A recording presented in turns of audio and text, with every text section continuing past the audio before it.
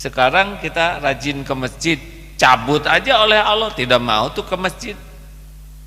Kita rajin baca Quran, cabut aja oleh Allah kesukaannya, hilang tuh. Lebih suka pegang HP daripada pegang Quran. Tidak ada yang lebih pahit dari berharapnya hati kepada kita. Allahumma aftah lana hikmataka ya Allah.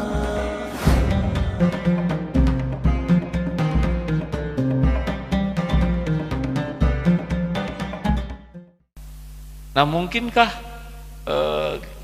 kita menjadi jalan kebaikan ke orang kalau kita tidak ikhlas? Kalau Allah mau mungkin saja, cuman kita tidak dapat pahalanya. Itulah sebabnya kenapa ada ulama yang bicaranya sedikit, tapi aneh, bicaranya ini bertenaga sekali, bisa membuat orang tersadar, bisa membuat orang jadi tobat, tersungkur jadi taat. Padahal nasihatnya sederhana, istighfar, istighfar, cuman begitu, tapi benar-benar jadi tobat. Nah, karena Allah tahu nih, yang bicaranya tuh ikhlas, bicaranya penuh kasih sayang, bicaranya merindukan orang yang dinasehatinya selamat, dan Allah tahu itu isi hati orang tersebut. Maka walaupun sederhana kata-katanya, sederhana dalilnya, sederhana nasihatnya, kalau Allah kehendaki berubah itu orang. Tapi kita sudah keluarkan semua dalil, kita pamerkan kepiawaian kita, kalau Allah tidak menghendaki orang dapat hidayah lewat ceramah kita, tidak. Saya sudah memberi nasihat, dia tidak mau berubah, taubat saja kitanya. Mungkin niatnya salah, mungkin caranya salah, tidak usah nyalahkan siapapun, karena yang membulak-balik hati adalah Allah Subhanahu wa Ta'ala. Jadi begitulah hadirin sekalian, kita tahu bahwa hidayah itu milik Allah. Dan ada satu hal yang sangat penting, kalau kita sekarang sudah dapat hidayah, belum tentu sampai mati hidayah ini ada pada diri kita. Itulah sebabnya salah satu doa yang sangat-sangat sering dibaca Rasulullah Sallallahu Alaihi Wasallam, ya muqallibal qulub, duhai yang membulak-balik hati, tsabbit qalbi ala dinik, tetapkan hati ini ya Allah dalam agamamu. Rabbana la tuzigh qulubana ba'da idh hadaitana wa hab lana min ladunka rahmah innaka antal wahhab. Ini doa supaya jangan dicabut hidayah ini, karena tidak aman ini kita ini. Sekarang kita rajin ke masjid, cabut aja oleh Allah, tidak mau tuh ke masjid. Kita rajin baca Quran, cabut aja oleh Allah kesukaannya, hilang tuh. Lebih suka pegang HP daripada pegang Quran. Kita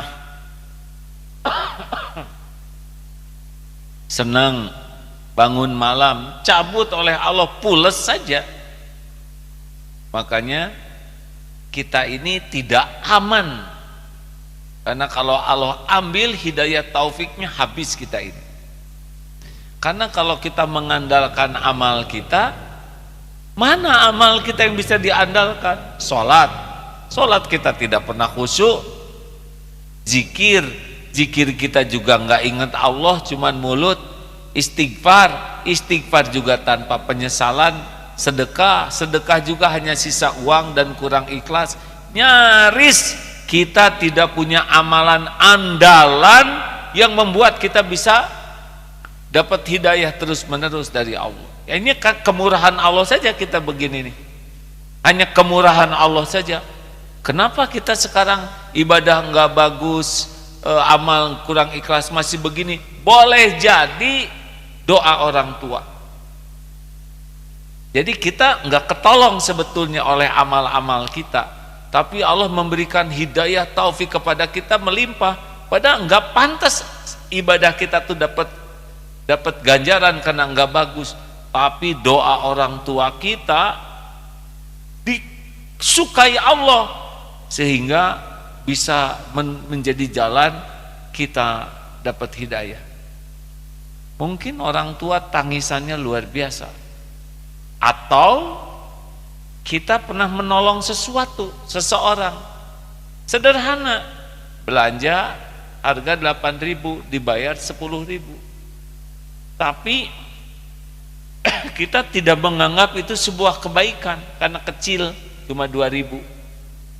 Jadi itu kan amal yang paling besar di sisi Allah, itu adalah amal yang kita rasakan tidak ada apa-apanya. Tapi kalau kita sudah kagum dengan amal kita, merasa kita sudah beramal besar, hebat, itu ciri amal yang tidak ada apa-apanya di sisi Allah. Tapi kita nolong orang, kita ngedoakan orang dengan tulus, yang kita sendiri tidak merasa ini sebuah amal hebat, tapi di sisi Allah dianggap hebat karena itu paling ikhlas.